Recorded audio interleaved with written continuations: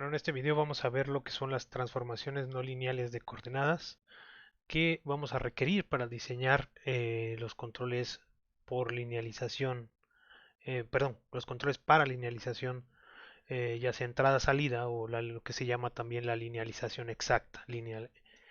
Entonces, este concepto, que es el de una transformación o un cambio de coordenadas, ya lo hemos visto desde el punto de vista lineal, ¿no? Que son las matrices T que normalmente utilizamos, por ejemplo, cuando se busca la descomposición canónica controlable u observable, donde se hace una descomposición de el espacio Rn, espacio vectorial Rn, en algunos subespacios, ¿no? El subespacio no controlable, el subespacio no observable, el controlable y el observable. Ahora vamos a ver un caso más general, que este es el caso no lineal, ¿no? Necesitamos algunas condiciones para definir qué es propiamente un cambio de coordenadas. No cualquier función nos va a dar eh, un cambio de coordenadas, ¿no? Entonces, bueno, vamos a considerar que estamos en el espacio Rn, x es un vector que está en el espacio Rn, y vamos a decir que una transformación, primero vamos a hablar del caso global, eh, el caso global, y luego vamos a hablar de un caso local, ¿no? Entonces, para el caso global, una transformación global es una función phi. Obviamente va de Rn a Rn. Ahorita nada más vamos a hablar de las mismas dimensiones. Nos va a mapear de nuestro espacio n dimensional en el que está el vector x a un mismo espacio n dimensional, ¿no? Que le vamos a llamar z, ¿no? Z vive también en Rn. Y para que este sea propiamente un cambio de coordenadas, bueno, aquí se voy a dejar z en Rn. Para que este sea propiamente un cambio de coordenadas o una transformación, phi tiene que ser invertible, ¿no? Tiene que ser una función invertible, eso está relacionado con la inyectividad de esta función. Entonces, para que sea invertible quiere decir que existe una función psi que yo se lo aplico a z y me va a regresar, ¿no? X, ¿no? O sea, si yo primero aplico phi a x, ¿no? Me va a generar z, y si yo a esa z yo le aplico la función psi, me va a regresar exactamente el vector al cual yo le apliqué originalmente la función phi. Entonces eso quiere decir que es invertible. Para que sea global se tiene que cumplir para toda x en Rn, ¿no? Para cualquier x en el dominio. Ahora, la segunda propiedad que requiere es la propiedad de invertibilidad. La segunda propiedad tiene que ver algo que se llama que es suave, que es la suavidad de estas funciones. Requiere que em, cuando hablamos de una función suave es que sus derivadas existen. De hecho, pueden ser n derivadas, ¿no? Y entonces en este caso se pide, o el requerimiento es que las derivadas parciales, en este caso van a ser los que los podemos agrupar en los jacobianos, eh, tienen que ser continuas, ¿no? Para cualquier orden, bueno, normalmente se pide para cualquier orden. Lo que vamos a pedirle ahorita es que existan en todo Rn, ¿no? Y sean continuas eh, estas expresiones, ¿no? Estos jacobianos. Entonces, si cumple estas dos cosas, entonces sí podemos decir que es un cambio de coordenadas global o una transformación global de coordenadas.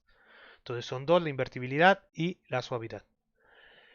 Entonces, a este tipo de transformación se le llama un difeomorfismo, ¿no? La palabra aquí importante es difeomorfismo, ¿no? Es un mapeo, en este caso va a ser biyectivo y suave, bueno, diferenciable. Y que va a estar definido y estas propiedades van a estar definidas en todo Rn. Ahora, en general, esto no se cumple o es difícil para el caso que vamos a estar, los casos que vamos a estar estudiando.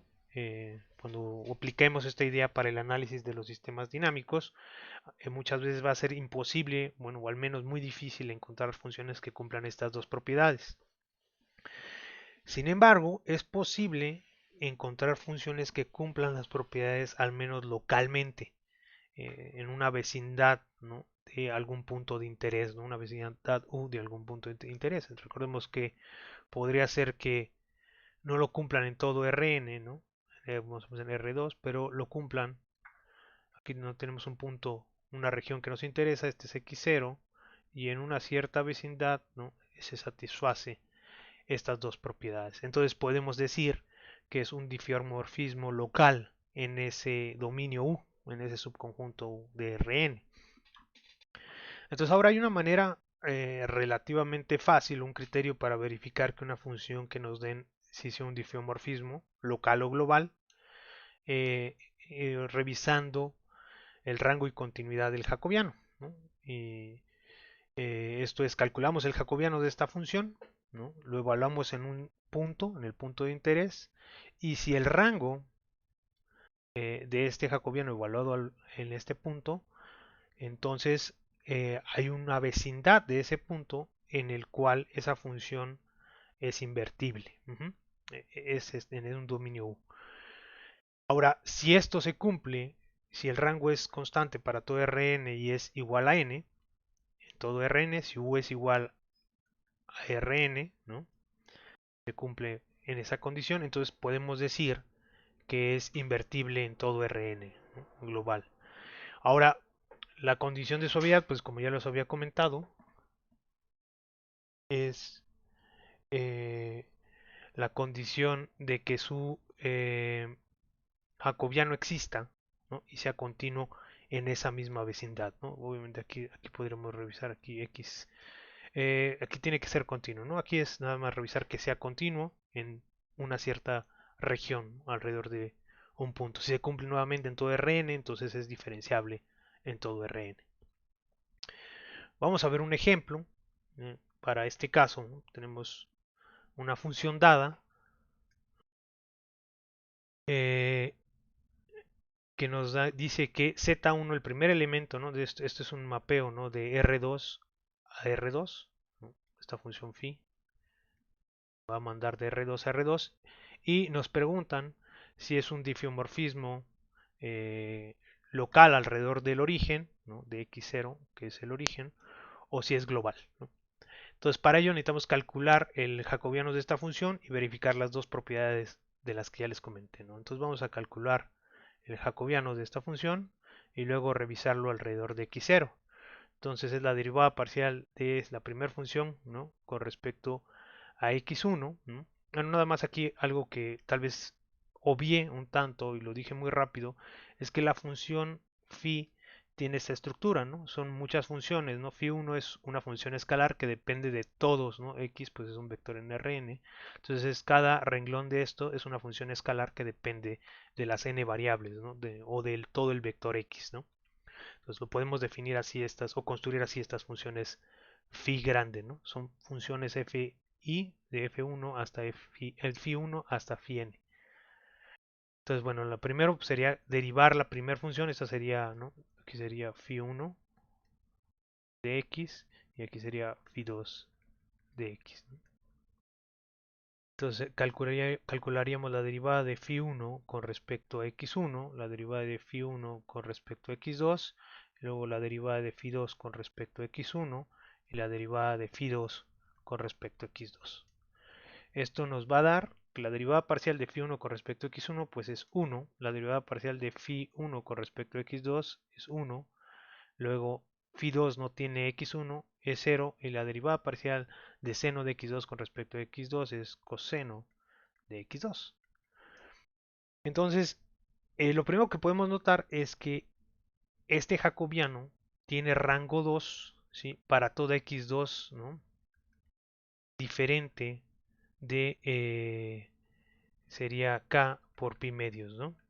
Para k igual a, sería 1 más menos 1 más menos 2 y así nos vamos, ¿no?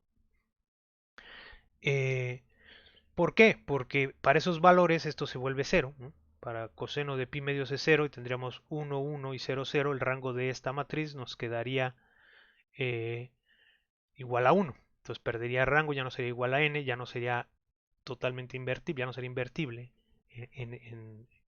para ese caso, ¿no? Entonces el rango, podemos escribir que el rango de esto, ¿sí? Es igual a n, ¿no? Igual a 2 en el dominio, ¿no? En D que son los x tales que x en R2, tales que pues x1 es cualquier número y x2 no tiene que ser diferente de k pi medios, con k igual a más menos 1 más menos 2 y así nos vamos. Entonces ahora nos preguntan que si es un difeomorfismo global o local. Bueno, claramente no es un difeomorfismo global porque no es D, no es, este sería U más bien, vamos a usar la misma notación. Bueno, primero vamos a dejar D para que sea claro. Obviamente no puede ser global porque hay puntos en Rn donde esto no tiene rango 2. Como no tiene rango 2, pues no puede ser, no puede ser un difeomorfismo global. La pregunta ahora es local. ¿En qué localidad? Pues alrededor del punto de interés. Entonces, si evaluamos este punto de interés, ¿no? Que es x0, ¿no? Entonces, el jacobiano evaluado en x0, pues nos va a dar 1, 1, 0, 1. El rango de esto, ¿no? Pues si es n, ¿no? En ese punto. Quiere decir que hay una vecindad alrededor de ese punto donde efectivamente se va a mantener el rango igual a 2. ¿Cuál es esa vecindad? Pues podemos ver claramente que U pues son todas las X en R2, tales que X1 pues no importa, no hay problema, pero X2 va a tener que estar acotado, X2 va a tener que estar acotado entre menos pi medios y pi medios, ¿no? Entonces, para esta 1, X0 de hecho pertenece a este conjunto que está aquí. Entonces está en el origen está incluido aquí y en toda esta vecindad, ¿no? Este jacobiano tiene rango igual a n igual a 2. Por lo tanto, bueno, no hemos revisado la condición de diferenciabilidad, pero sabemos que el coseno de x2 es continuo entre menos pi medios y pi medios, de hecho es una función continua, de hecho podemos derivarlo de una manera, conseguir derivando n veces, ¿no? Vemos infinidad de veces y la derivada va a seguir existiendo. Entonces, la segunda condición sí es global, esa sí es global, pero la primera no, ¿no? Entonces, al final de cuentas, si no se cumplen las dos condiciones globalmente, pues no puede ser global. Sin embargo, las dos condiciones sí se cumplen en U, ¿no? En U, que es este conjunto que estoy escribiendo aquí. Y por lo tanto, podemos concluir que phi es un difeomorfismo local en U. Ujú. Y bueno, entonces ya con esto pues ya podemos definir algunas transformaciones no lineales o revisar al menos si son realmente transformaciones de coordenadas y luego vamos a ver cómo construirlas unas eh, para poder construir, para poder diseñar estas retroalimentaciones que nos van a linealizar los sistemas no lineales.